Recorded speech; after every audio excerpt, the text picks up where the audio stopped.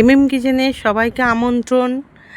আজকে আমাদের বাড়ির ছোটোখাটো একটা আয়োজন হচ্ছে, সবাই মিলে খাওয়া দাওয়া ফ্যামিলি। পোলাও তৈরি হচ্ছে, পোলাও তৈরি করছি। পোলাওয়ের মধ্যে দিয়ে দিয়েছি নুন, চিনি, হলুদ, আদা বাটা, ঘি দিয়ে ভালো করে চালটাকে মেখে নিলাম। প্রথমে মেখে নিয়ে এইবারে কড়াতে ঘি দিলাম। ঘি দিয়ে দিচ্ছি তেজপাতাটা তেজপাতা, তারপরে গোটা গরম মশলা দেব, দিয়ে এর ওপরে দেবো হচ্ছে কাজু কিশমিশ, দিয়ে ভালো করে এটাকে নাড়াচাড়া করব। বেশ যখন দেখব কাজু কিশমিশটা একটু ফুলে ফুলে গেছে, তখন ওর মধ্যে আমরা গোবিন্দভোগ চালটাকে ঢেলে দেব।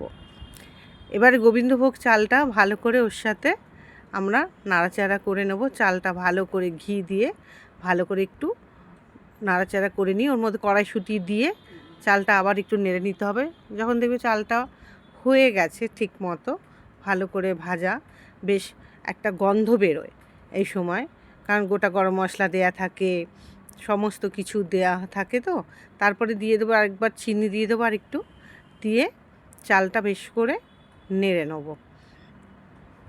এবারে চালটাকে ভালো করে আরেকবার নাড়াচাড়া করে নিয়ে চালটাকে নামিয়ে নিয়ে এবারে আমরা একটা ডেকচির মধ্যে জল গরম বসাবো, যে জলটা দিয়ে আমরা এই চালটা সেদ্ধ করব।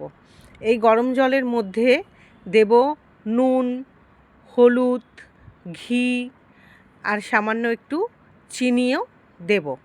দিয়ে জলটা যখন ফুটবে ভালো মতো, তখন চালটা নিয়ে আমরা ওই ডেকচির মধ্যে দিয়ে দেব।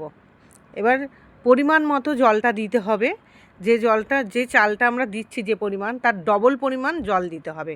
মেপে একদম চালের ডবল পরিমাণ জল মেপে দিতে হবে। দেবার পরে যখন চালটা সেদ্ধ হয়ে যাবে, একদম হয়ে গেছে, তখন কিছু কাজু কিশমিশ আমরা আলাদা রেখেছিলাম সেইটা দেব, প্লাস চিনি দেব, এবং ওর ওপরে আরেকবার আমরা ঘরে তৈরি করা একটা ভাজা মশলা দেব। মশলাটা তৈরি করেছি আমরা সব রকম দিয়ে, গরম মশলা, তারপরে জয়িত্রী, জায়ফল টফল দিয়ে তৈরি করেছি। এবারে ঘি দেবো, দিয়ে আমাদের পোলাওটা রেডি হয়ে গেল। যদি ভালো লেগে থাকে একটা লাইক করে দেবেন। সবাই ভালো থাকবে।